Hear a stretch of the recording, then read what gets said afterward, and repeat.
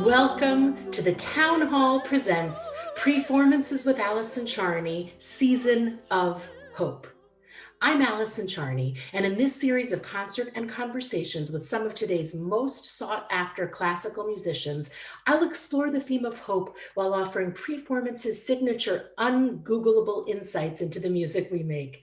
I can think of no more perfect partner in this exploration than the historic Town Hall, who sparked a new, more optimistic climate when it opened its doors 100 years ago.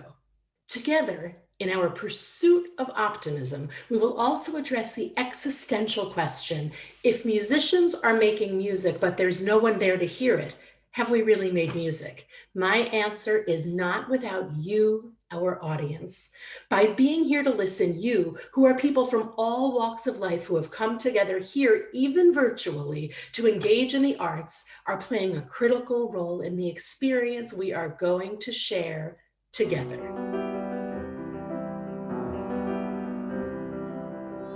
I would like to welcome to PREformances Season of Hope, pianist Donna Weng Friedman. Welcome, Donna. Hey, Allison, thank you so much for inviting me.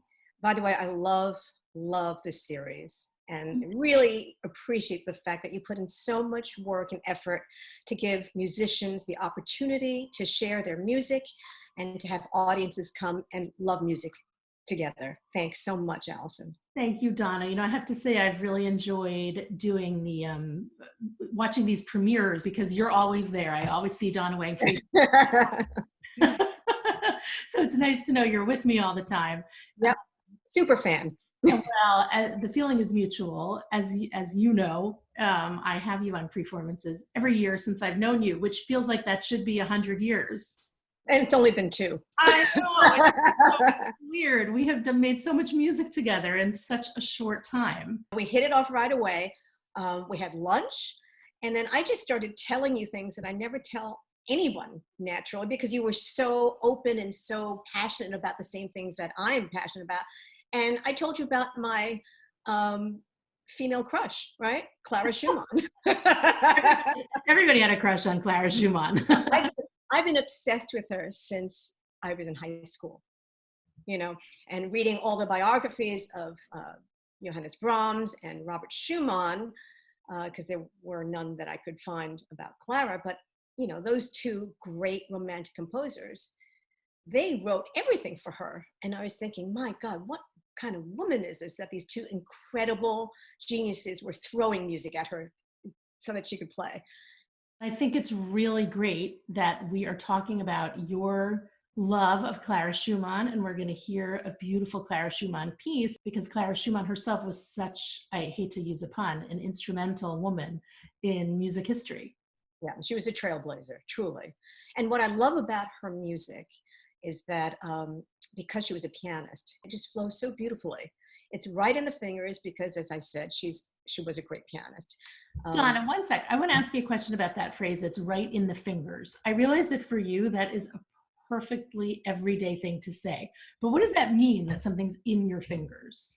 In the fingers means that literally, naturally, I can play without working at it so much. It is just so easy because she understood the keyboard.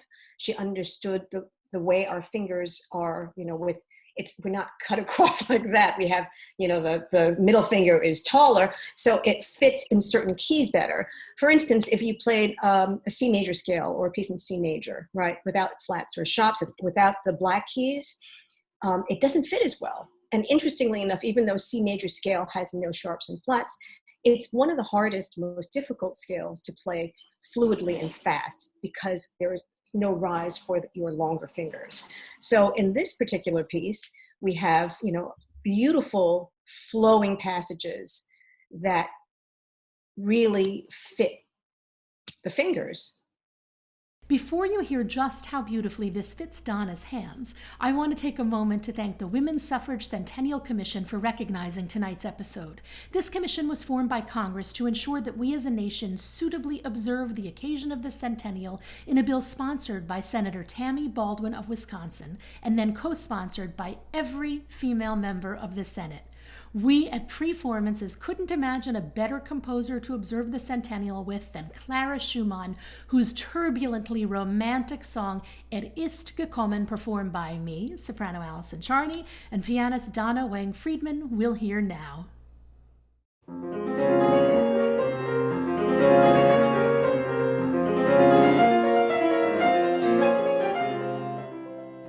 Ist gekommen in Sturm und Regen, im Sturm und Lärm, mein Herz entgegen.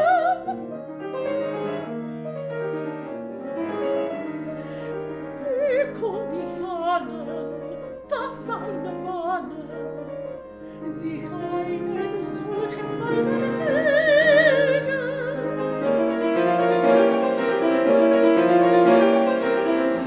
Ist gekommen im Sturm und Regen, hat genommen mein Herz verwegen.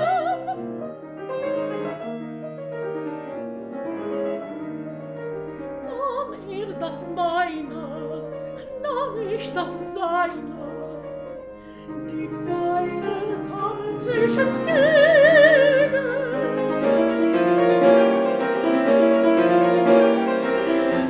Ist gekommen, Sturm und Regen, ist gekommen, Sturm und Regen.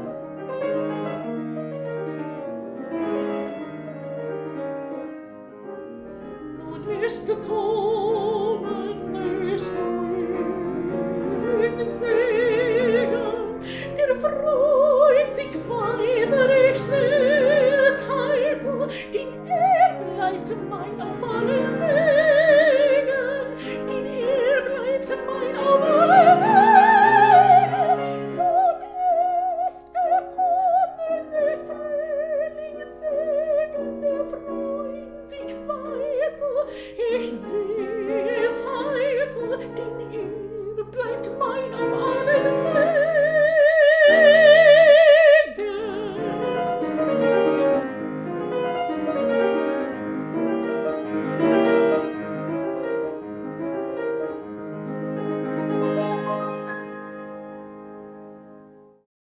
And that was Clara Schumann's Ist gekommen.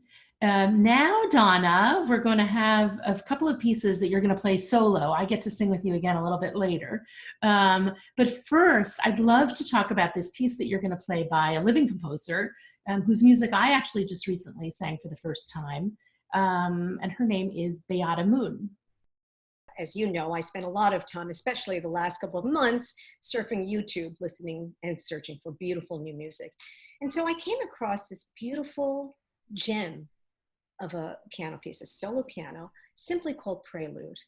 And something about this piece touched me so deeply.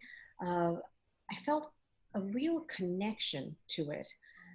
So I looked at the name of the composer, as you said, was Beata Moon. And, you know, she and I studied with Adele Marcus, the same teacher at the Juilliard School, you know, years and years ago. But back then she was a pianist. You know, she actually had to take a break from piano to find her true voice, her real passion, and that was in composition. And this prelude that I fell in love with, that I'm about to play for you, was her very first solo piano piece. And she told me that it gave voice to her inner child who was afraid to express herself before. The form of this gem of a piece is what we call A, B, A. So A is the first section where the first theme is presented. In part B, you have a contrasting section. When it returns to part A, the theme comes back and the notes are the same, but the feeling is much more peaceful, quiet, and there's inner joy and contentment. One of the things I love about an ABA structure, which is so classic in its form, is that those two A sections, although the same in many ways, the second time the A theme comes back, it is informed by the B, right? So the first time you hear it, it's sort of it's almost the innocent version, right? And then the untouched version, and then comes the life of B. And you can't then go back to part A forgetting about part B. So the life that you've lived in that middle section so deeply informs the ending, which then circles back to the beginning. Right. I've always and in the last part A, in many pieces, this is a very standard form. Composers use it all the time. And when I come back to a part A in the third last section, to me, sometimes it reminds me of the first part A, and it's like a memory in a way. So even though this piece is only 4 minutes long, we don't want to scare people off, but but as musicians, we can have a memory of the first minute of the piece only 3 minutes later, and hopefully you as listeners will hear that too. And perhaps it then evokes other memories, because as a performer, what you're thinking and what you're feeling is not necessarily what you even hope that the audience thinks or feels. You just hope that they do think and feel. Yeah, and we as performers, we tell our story the way we feel it, but the music, what's so beautiful about classical music is that it opens up to the audience. It enables you to tell your story. As we think about storytelling, I want to be sure to mention that the Schlesinger Library at the Radcliffe Institute is creating a digital archive of this year of 19th Amendment centennial celebrations, so all the stories that are told will be preserved for history, including this broadcast, which we hope will be included in their archives. And now we hear pianist Donna Weng Friedman tell Beata Moon's story in her beautiful Prelude.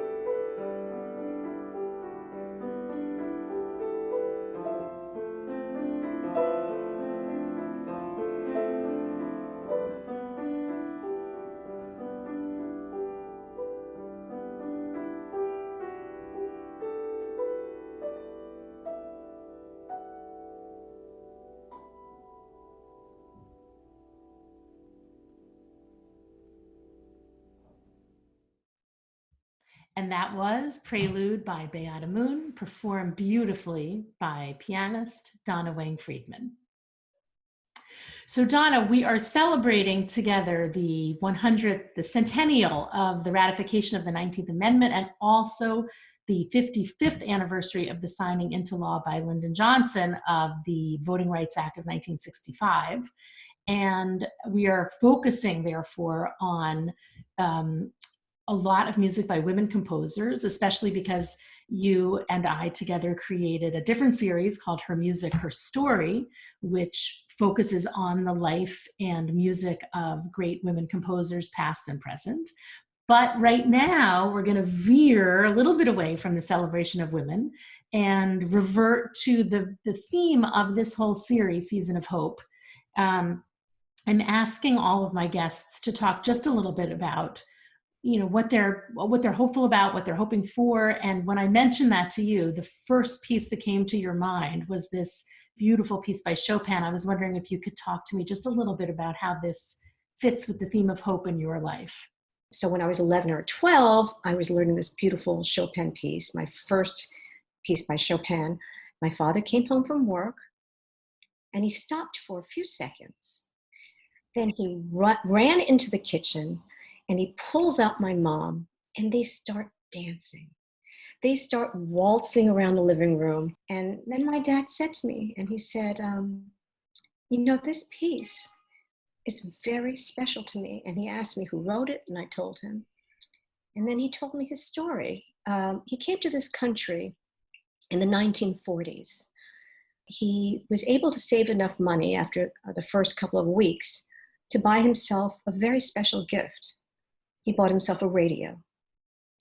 And every night when he came home from work, he would turn on the radio. And he told me he remembered hearing this piece. He didn't know who wrote it, but he knows that that was the piece he heard because my father had perfect pitch. Anyway, so he remembered that piece and he loved that piece so much back then. So on that evening, when I was 11, 12 years old, when he came home and he heard me playing that piece gave him hope all those years ago. And hearing me play that piece, his daughter, he felt that all of his hopes and dreams had come true. I think this is where, Chopin gives us one of the most songful melodies of a lifetime. I also like to bring out some inner voices that are hidden in the left hand. In other words, on the piano, as you can imagine, there are so many notes being played at any one time. So it's not only a horizontal melody that goes from beginning to end, but there's also a lot of verticals going on, right? There's multiple notes happening at the same time. And only one of those notes at any given time is the melody line. And all the other notes have varying levels of importance, and that's really up to the individual performer to find and feel and understand. And maybe the melody line is also buried deep within the verticality, right? It might not be the top note.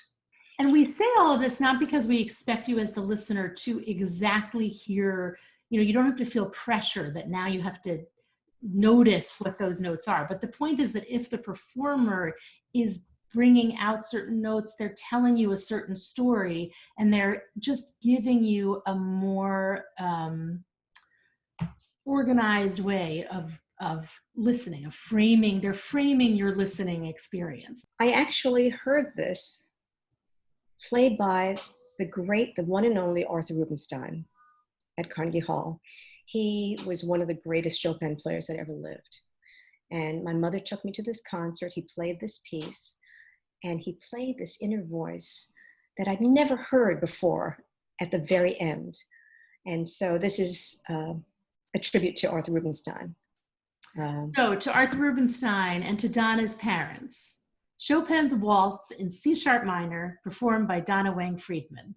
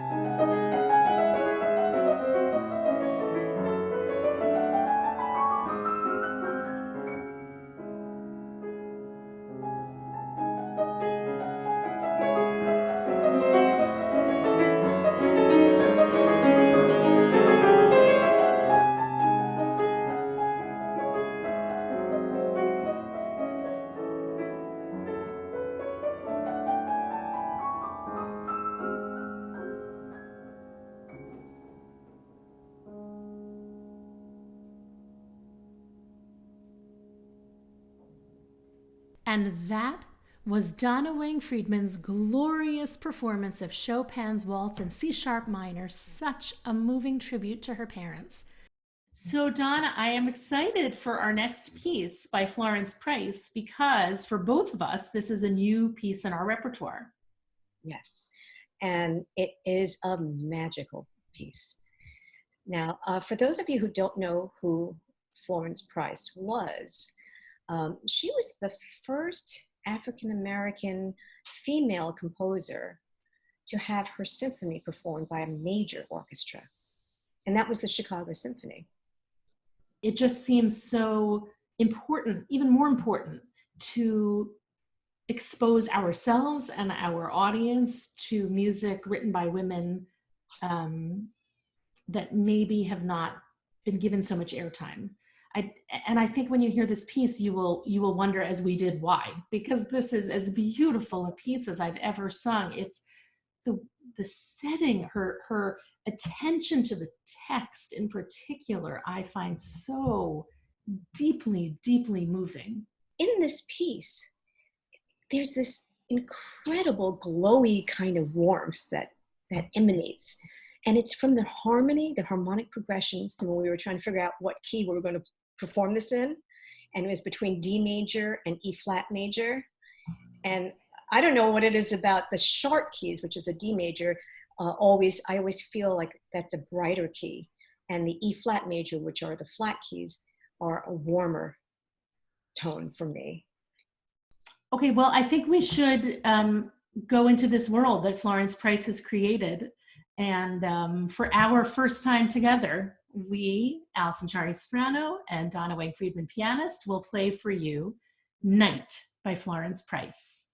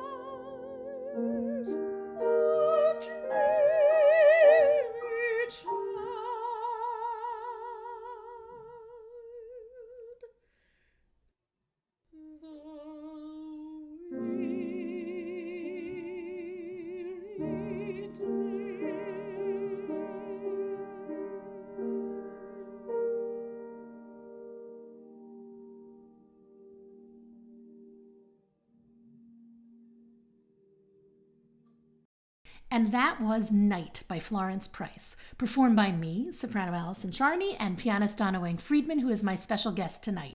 Let's talk about women's suffrage. Let's talk about the centennial of the ratification of the 19th Amendment. Let's talk about the 55th anniversary of the signing into law of the Voting Rights Act of 1965. And let's talk about Ethel Smyth, the fabulous composer who composed the anthem of the suffrage movement. And then let's talk about this unbelievable ensemble of women we have gathered to help us celebrate. That's a lot. So, That's a mouthful. so excited. Now, for those of you who don't know who Ethel Smyth was, she was a 20th century British composer and a champion of women's rights and women composers. And in 1912, she was arrested in London along with 100 other suffragettes for throwing stones at the houses of suffrage opponents. I love that image of her going to jail, of knocking out a window in somebody's house. Absolutely. In jail with Emmeline Pankhurst, one of the great leaders of the suffrage movement. And while she was in the Holloway prison, Smyth led a group of women in a rousing rendition of her anthem, the March of Women, conducting them from a window, because I think she was, imprisoned high up. She leaned out of her window, and I love this imagery, and she conducted them with a toothbrush.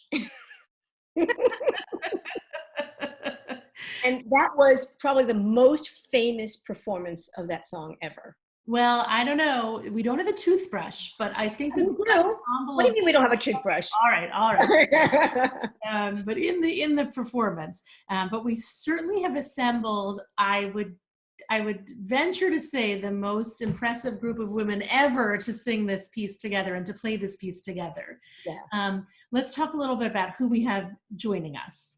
So Donna Weng Friedman will be playing the piano, and the amazing cellist Soo Bae is playing the cello. We also have this incredible cup runneth over situation of a chorus that I am pinching myself when I realize I'm a part of. We have me, Allison Charney, Layna Chianakas, Yunah, Indira Mahajan, Krysty Swann, and Maria Zifchak. Never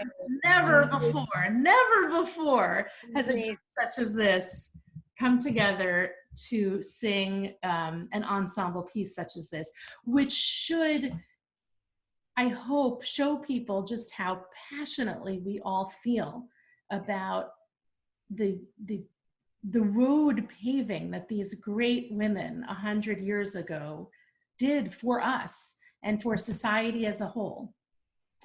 What a remarkable thing that they did. And how, I don't know, I'm speaking for you, Donna, but I think you feel the same way that I do, that we just feel so lucky to be able to make this piece happen. Absolutely. And, to be able to perform this even virtually with these incredible musicians from all over the place. Under normal circumstances, we probably wouldn't be able to get this incredible group of singers together on one stage. Definitely, we can thank this virtual format for allowing us to assemble this extraordinary group of women, making this extraordinary song come to life by the great Dame Ethel Smyth in honor and celebration of women's right to vote in this centennial year of the ratification of the 19th Amendment and the 55th anniversary of the signing into law of the Voting Rights Act of 1965. And before we get to this song, I want to take a moment to thank you, Donna, for being with me for this most celebratory episode of Season of Hope. Thank you, Allison, for having me on your show. And now, with no further ado, the culmination of our centennial celebration at PREformances Season of Hope, I turn the introduction of this song over to a very special guest. Hi, I'm New York Lieutenant Governor Kathy Hochul. 100 years ago, our nation finally extended to women the most fundamental right in our democracy, the right to vote. New York is proud to be the birthplace of the women's rights movement, and we're proud to be celebrating the anniversary this year. Tonight, I'm pleased to introduce this musical tribute. It is a new arrangement of Ethel Smyth's anthem of the suffrage movement, The March of the Women. It features an ensemble of some of today's most celebrated women, classical musicians, many of whom are New York-based. And it's presented by a New York-based series, Performances with Allison Charney, Season of Hope, in conjunction with Her Music, Her Story. Although there's still more work to be done, it is critical that we take time to celebrate this historic achievement, standing shoulder to shoulder and friend to friend, as the song urges us to do. Thank you and enjoy.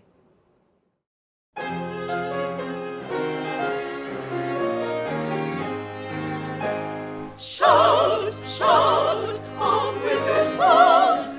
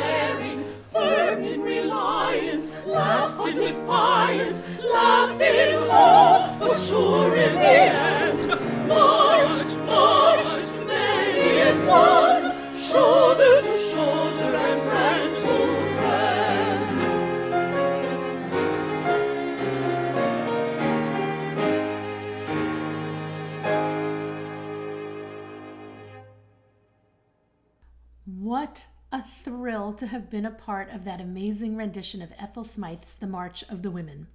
I close every Preformances the same way, with Richard Strauss's 90-second long gem, Zueignung, a piece filled with dunk, with thanks, because I am always truly so overfilled with gratitude at this point in the program. I'd like to thank the Town Hall for hosting me and Season of Hope. I would like to thank the Friends of Preformances for their generosity and all of my featured guests for their brilliant artistry. This series would not be possible without the creative and technical input of Mele Araya, Lawrence Zucker, Jeff Mann, Nevin Steinberg, and Evan Epstein, who join me in offering special thanks to you, our Preformances Season of Hope audience, for giving us all a reason to keep the music playing. And now, Zueignung.